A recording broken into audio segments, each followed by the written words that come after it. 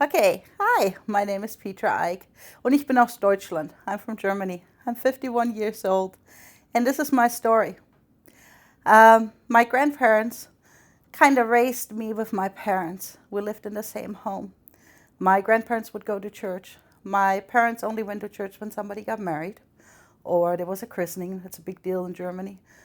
Or confirmations. So my grandparents really were my guidance to God. God found me when I was really young. You see, this is not my story. This is the story that God had for me, and I'm only taking a part, and I gave my life over to Him. And this is one part of my story. Growing up, I was like any regular kid in Germany, thinking I was invincible, went out partying, drinking, had fun, and snuck out at night out of my bedroom window and raced cars in the woods in the middle of the night with a whole bunch of teenagers in it. Now, thinking about this back now, if my kids would have done this, really scary. But God had a plan for me. I was a troublemaker, and He definitely knew it. So one day, I walked into a barn, and my best friend, my classmate, this was in 8th grade, hung himself in the barn. About 2 years later, another of my friends committed suicide. And that's when I realized that maybe I need to straighten up my life a little bit. This wild life needed to stop. So then I met a GI years down the road. And I married a GI. And he calls me his souvenir from Germany. And we came to America. And oh my, let me tell you, it's a strange place, America. It is really strange. And I was far away from a close-knit family. And I was lonely. I was homesick and I was frightened. I had no one to talk to. My husband was always gone with the army because that's what you get when you marry a GI. Money was tight. Money was really tight. We were stationed in California. We already had 2 children by that time. And I started going through our belongings to sell them what we didn't need to make some more money. And I went through, we had an extra dining room sets my parents gave us. And we sold it and we had, all this extra baby stuff. We had 2 kids. We didn't need no more and so on. So sold it.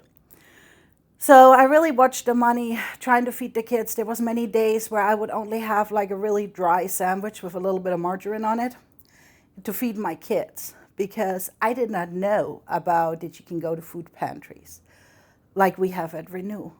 I didn't know about any of this help you can get like WIC or anything the military had. So in that time frame, I lost a lot of weight. Didn't really pay attention to it because I was still carrying baby weight for my daughter Priscilla. And so I was kind of happy about that and all was good. Well, I went right into the hospital to get my tubes tied and had this whole pre-op thing, what they do with you. And as the ultrasound is happening, they're checking everything, I guess, where it is located. I'm not a doctor. And all of a sudden, the technician goes, "Oh, hold on, let me grab a doctor." Well, when the doctor came in, he informed me that it looked like that I'm pregnant. So this was a shock because the first thing that came to my mind was, oh, I sold all the baby stuff. Can't afford to feed ourselves, and there's another mouth to feed. And so I didn't say anything. As you know, military doctors, it takes a while and everything else, and you have to go through the process. And we were stationed really far out in the middle of nowhere at a high security installation. So I had to go to the specialist, and I went to the specialist. And he told me, after he was doing an ultrasound, he took blood and they measured my belly. I don't know why they did that, but they measured it. And so he told me that the likelihood that the baby will be okay is really low. And they called me in like a week or 2 later with Ed, and they were telling us that the baby does not have all its limbs, and they don't think it will survive. And the doctor said to me that he recommends that I will have an abortion. In that moment, my life all kind of fell down. I had to think about my other 2 children, my husband's life, because you see, my husband was in a deep depression, and he's an alcoholic. And so everything was on me. And with no support system, I had to really pull it together. I went home and I prayed. I prayed for a long time. I called my grandma, what was really expensive, and my grandma said, "This is your child. What do you think God wants you to do?" And I said, "Well, I already know what he wants me to do. I'm not having an abortion. I will find another doctor." And that's exactly what I did. I went to the military installation the next day, and I requested a different doctor. I got a doctor who was actually a Mormon, and his wife was pregnant with his 11th child at that point. And he explained to me and took his time all this American terminology and all this different prenatal care that you have here in America at that point. And he explained everything to me. He took his time, and he told me what kind of disability our child might have. And I said, it doesn't matter what it is. If God wants me to have this baby, I will have this baby. My husband was kind of supportive in the way of, I will support you with whatever you want to do. This was what he was capable of doing. And it was okay, because Ed was not a believer at that point. And I knew that God was right there beside me. He never left me alone. I felt this comfort daily. To make the story shortly after this, I was admitted to the hospital 2.5 hours away, like I said, high security installation, because I had all the signs of a heart attack. And I was in the hospital room with all these wires and tubes and everything hanging out of me, and I couldn't move, not even using the bathroom. And you know, for Germans, that's really hard. So after they go through their whole hoopla and everything, and Ed couldn't visit me, nobody could visit me, I was so far away, I didn't really have anybody. I'm laying and feeling really pitiful about myself. And there comes this voice of saying, "Get your bootstraps together." My grandma, I heard my grandma. And I was like, okay, yeah, I got this.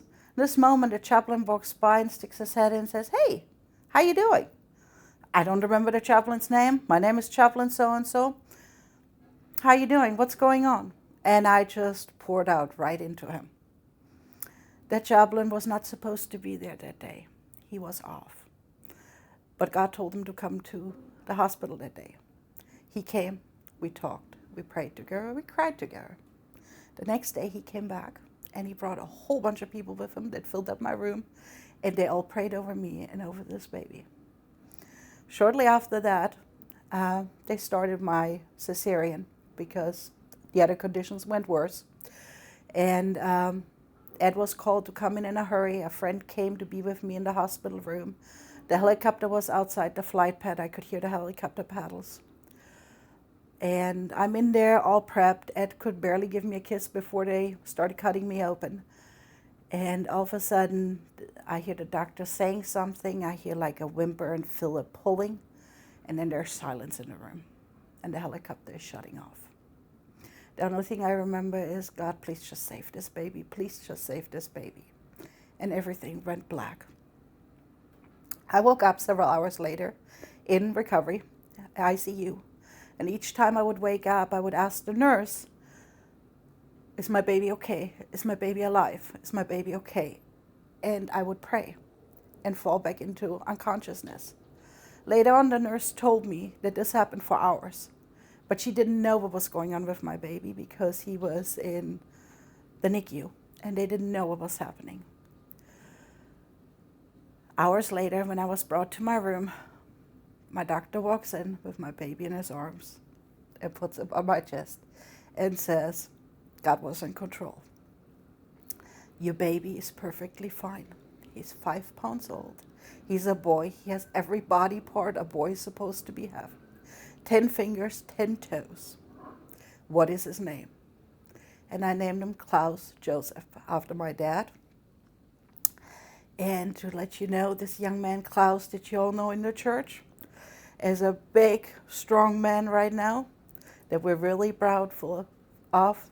He's a joy to have in our life. And God created him for a special reason. God was always by my side. He never left me, no matter how dark it got. Trust in God. He will be there. He will restore you. He will comfort you. He will be your joy.